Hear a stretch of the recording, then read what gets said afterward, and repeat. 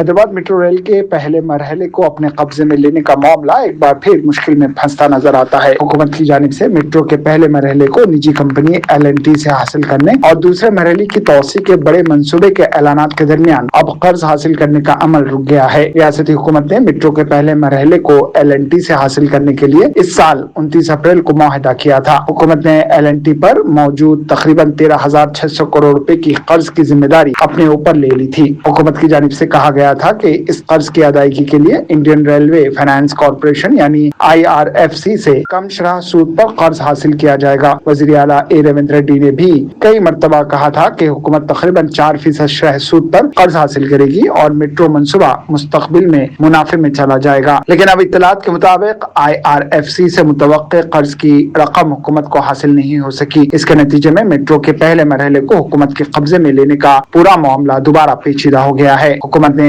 IRFC سے قرض حاصل ہونے سے پہلے L&T سے تقریباً 1,440 کروڑ روپے کی ایکٹیویٹی اپنے قبضے میں لے لی تھی۔ اس کے علاوہ قرض کے عمل کی فیس کے طور پر IRFC کو تقریباً 84 کروڑ 32 لاکھ روپے بھی ادا کیے گئے۔ اب مسئلہ یہ پیدا ہوا ہے کہ حکومت کو IRFC سے قرض نہیں مل رہا ہے، جبکہ L&T کے قرض کی ذمہ داری حکومت اپنے اوپر لے چکی ہے۔ اطلاعات کے مطابق مرکز کی جانب سے میٹرو کی آمدنی کے استعمال سے متعلق کچھ شرائط رکھی گئی ہیں۔ ایک اہم شرط یہ بتائی جا رہی ہے کہ میٹرو کی آمدنی میں پہلے آپریشن اور دیکھ بھال کے اخراجات پورے کیے جائیں۔ دوسری طرف ریاستی حکومت نے IRFC کے قرض کی ادائیگی کو ترجیح دینے پر رضامندی ظاہر کی تھی۔ اسی معاملے کی وجہ سے قرض کا عمل رکنے کی بات سامنے آ رہی ہے۔ اب ریاستی حکومت متبادل قرض حاصل کرنے کے لیے بینکوں اور دیگر مالی اداروں سے ربط کرنے کی کوشش کر رہی ہے۔ دوسری طرف ریاستی حکومت نے حیدرآباد میٹرو کے دوسرے مرحلے کی توسیع کے لیے تقریباً 43,000 کروڑ روپے خرچ کرنے کا منصوبہ بنایا ہے۔ حکومت کی جانب سے دوسرے مرحلے میں میٹرو کی کئی نئے راستوں کو شامل کرنے کی بات کہی گئی ہے۔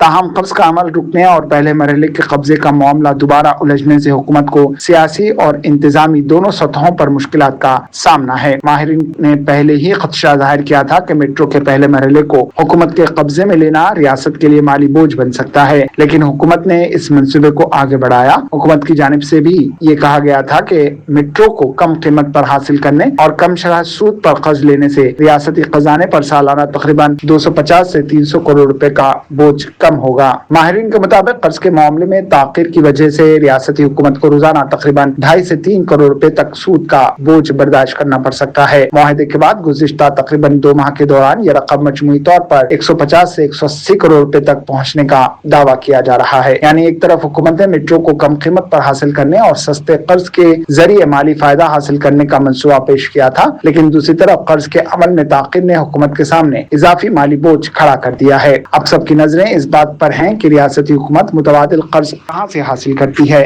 IRFC کے ساتھ معاملہ کس طرح حل کیا جاتا ہے اور میٹرو کے پہلے مرحلے کو حکومت کے قبضے میں لینے کا عمل کب مکمل ہوتا ہے۔ اس کے ساتھ ہی حیدرآباد میٹرو کے دوسرے مرحلے کے لیے تقریباً 43,000 کروڑ روپے کے منصوبے پر بھی سوالات اٹھ رہے ہیں، کیونکہ پہلے مرحلے کا مالی معاملہ ابھی مکمل طور پر حل نہیں ہوا ہے۔ مزید خبروں کے لیے ہمارے چینل منصف نیوز 24/7 کو دیکھتے رہیے۔ اگر ویڈیو اچھی لگی تو لائک کریں، شیئر کریں اور چینل کو سبسکرائب کریں۔